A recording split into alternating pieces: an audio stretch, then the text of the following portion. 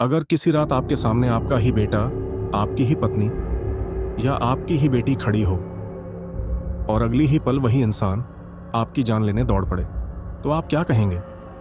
गलती उसकी नहीं थी। गलती इस बात की थी कि वो था ही नहीं। इस गांव में लोग अपने ही हाथों मारे गए और आखिरी वक्त तक यही कहते रहे, मैंने नहीं किया, वो मैं नहीं था। यह कहानी है एक ऐसे गांव की जहां छलावा आया था। संगीत गांव में रात हमेशा जल्दी उतरती है। सूरज ढलते ही दरवाजे बंद हो जाते हैं, खिड़कियां सिमट जाती हैं और गलियों में सिर्फ सन्नाटा बजता है। उसी सन्नाटे में एक रात भैरोलाल की नींद खुली। गला सूख रहा था। अरे, इतनी रात को प्यास।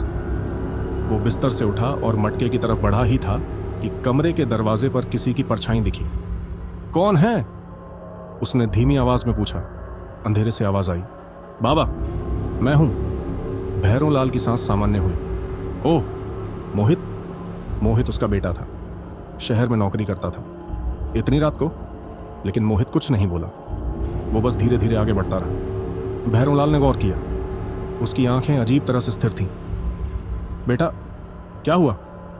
उसने हाथ बढ़ाया और उसी पल धड़ाम, लकड़ी का मोटा डंडा सीधे उसके सिर पर पड़ा। भैरोलाल चीखता हुआ बाहर की तरफ भागा। बचाओ, मेरा बेटा मुझे मार देगा। उसकी चीख सुनकर 2-3 घरों के दरवाजे खुले, लेकिन पीछे से मोहित लगातार वार करता रहा। कुछ ही पलों में भैरोलाल जमीन पर गिर पड़ा। मोहित वहीं खड़ा था, खून से सने हाथ और चेहरे पर एक अजीब सी मुस्कान। भीड़ जमा हो गई। हे भगवान, अपने बाप को मार डाला। मोहित अचानक रोने लगा। मैंने नहीं मारा, वो मैं नहीं था, वो कोई और था। पुलिस आई, मोहित को पकड़ लिया गया, लेकिन जाते जाते उसकी चीख हर दिल में बैठ गई। छलावा था, वो छलावा था। अगले दिन गांव में एक पुराना चेहरा लौटा। अजय शहर में रहता था, अपने पुश्तैनी मकान और जमीन के सिलसिले में गांव आया था। लेकिन गांव वैसा नहीं था जैसा उसने छोड़ा था। हर चेहरे पर डर, हर बात में फुसफुसाहट। क्या हुआ यहां? अजय ने बचपन के दोस्त रघु से पूछा। रघु ने इधर उधर देखा और धीमी आवाज में बोला, कल रात भैरों काका मारे गए। कैसे? अजय चौंका। अपने ही बेटे के हाथों। अजय हंस दिया।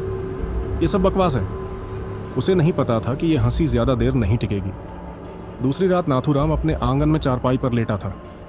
उसकी पत्नी रसोई में थी। पानी दे देना, नाथू ने आवाज़ लगाई। दरवाजे से उसकी पत्नी निकली, लेकिन उसकी चाल सामान्य नहीं थी। उसकी आंखें पूरी तरह काली। इतनी प्यास है ना, वो बोली।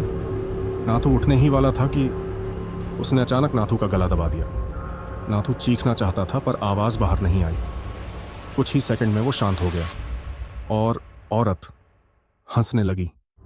सुबह दूसरी लाश मिली। अब गांव में कोई शक नहीं बचा था। चौपाल पर गांव का सबसे बुजुर्ग हरिहर बाबा आया।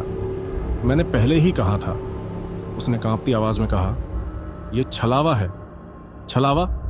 लोगों में खलबली मच गई। जो किसी का भी रूप ले सकता है। आवाज वही, चेहरा वही, पर आत्मा नहीं। अजय ने तर्क दिया, अगर यह सच है तो यह सबको क्यों नहीं मार रहा? हरिहर बाबा ने धीरे से कहा, छलावा कभी यूं ही नहीं मारता। तीसरी हत्या अगली ही रात हुई। इस बार एक बेटे ने अपने पिता को मारा। चौथी हत्या में एक बेटी ने अपने पिता की छाती में चाकू घोंप दिया। अब गांव में कोई अकेला नहीं सोता था। दरवाजे बंद, लाइटें जलती, पूरी रात जागरण। अजय को एक बात लगातार खटक रही थी। मरने वाले सभी लोग एक दूसरे से जुड़े थे। वो सब जमीन के सौदे में शामिल थे और वही जमीन अजय के पिता की थी, जिसे गांव वालों ने बरसों पहले जबरदस्ती छीन लिया था। अजय ने सबको इकट्ठा किया। आज रात छलावा आएगा, उसने कहा, और अगर मेरा शक सही है तो वो मेरा रूप लेगा। रात आई। पूरा गांव सांस रोके बैठा था, लेकिन कुछ नहीं हुआ। सुबह गांव वालों ने राहत की सांस ली। अजय मुस्कुराया। देखा, कुछ नहीं हुआ। और उसी पल उसने पीछे से छुरा निकाला और रघु के पेट में घोंप दिया। गांव सन्न रह गया। अजय, तू? अचानक अजय का शरीर अजीब तरह से मरोड़ खाने लगा। उसका चेहरा बदलने लगा। वो छलावा था। और तभी भीड़ के पीछे से असली अजय भागने लगा। लोगों ने पकड़ लिया। सच सामने आया। अजय के पिता ने इसी जमीन के कारण आत्महत्या की थी। अजय ने एक तांत्रिक से छलावे को वश में करने का तरीका सीखा और बदला लिया। पुलिस आई, अजय को ले जाया गया। छलावा उस रात गांव से चला गया, लेकिन आज भी जब रात में किसी घर का दरवाजा खटखटाता है तो लोग सबसे पहले यही सोचते हैं, कौन है या क्या है, क्योंकि छलावा हमेशा अपने ही रूप में आता है।